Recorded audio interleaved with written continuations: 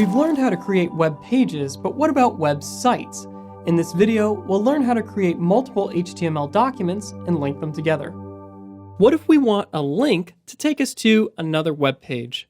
Well, to do that, we need to actually have another page to go to. So let's go ahead and create a new page. And we're going to call this anotherpage.html. We'll go ahead and copy everything that we have in index.html, and we'll paste it into anotherpage.html because these pages are actually going to be pretty similar. Now, when you create anotherpage.html, make sure that it's in the same folder as your index.html. Otherwise, the links won't actually work. We'll learn more about that in just a few minutes. Now, on our index.html here, we'll create a paragraph, and we'll say our first page. And on anotherpage.html, we'll create a paragraph that says our other page. Or better yet, let's say another page to be consistent. And that way, we'll be able to tell them apart when we link them together. So let's go ahead and switch over to the browser and refresh the page to see where we're at. We have our first page. And of course, if we navigated to anotherpage.html, we'd see our second page. So far, so good. Now, let's go ahead and create a link between these two. To do that, we'll create an anchor tag here, and we'll call this my link, and we'll give it the href anotherpage.html so that it knows what file to link to. And when we switch back to the browser and refresh the page, you can see my link is there.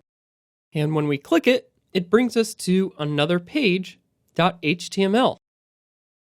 So by having two web pages here, we've made the leap from web pages to having a website, which is composed of multiple web pages. So let's go ahead and hit the back button on our browser to go back. And one thing you'll notice about the default styling that the browser applies to links is that once you've visited a link, it actually changes color from blue to purple. You can, of course, change these colors to whatever you want using CSS, but that is the default styling that the browser applies. Now, you'll notice that when we did navigate to anotherpage.html, we don't have any way to get back. And again, we shouldn't force the user to rely on the back button of the browser. We should give them a way to navigate between the pages of our website. So let's go ahead and try to fix this. We'll go back to our text editor, and let's go ahead and go to anotherpage.html, and we'll create a link here using the anchor tag, and the href will be to index.html, and we'll just call this my other link, or actually better yet, let's call this go back. We'll save that out, switch back to the browser, and refresh. And when we click, we now have a link on anotherpage.html. And when we click that, it brings us back to the index.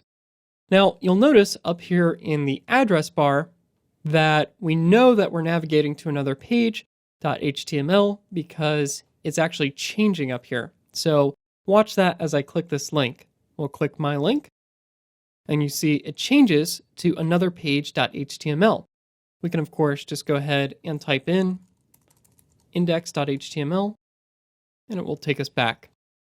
Now, earlier I mentioned that anotherpage.html needed to be in the same folder as index.html in order for this to work. That's because we're using what are called relative links, which use relative file paths. In other words, the file paths relate to another document based on the current file location in the file system. So index.html is inside of this folder, and another page.html is also inside the same folder, so we don't need to really specify where else in the directory structure this file is. It's just in the same folder, so we can simply say what file we want because they're just adjacent to one another. That's sort of a complex idea, so let's try an example here. Inside of our links folder here, we'll go ahead and create another folder, and I'm just going to call this my directory. And I'm going to move another page.html into my directory. So now, when we switch back to the browser, refresh the page, and click on the link in index.html, we'll get this web page is not found, or something similar depending on which browser you're using. That's what's called a broken link. So let's go ahead and try to fix this, because we can indeed link to files that are in other folders. We just have to do something a little bit special. Now, what we've created so far are called relative links. So far, we've had to keep our HTML files in the same folder in order to link them together.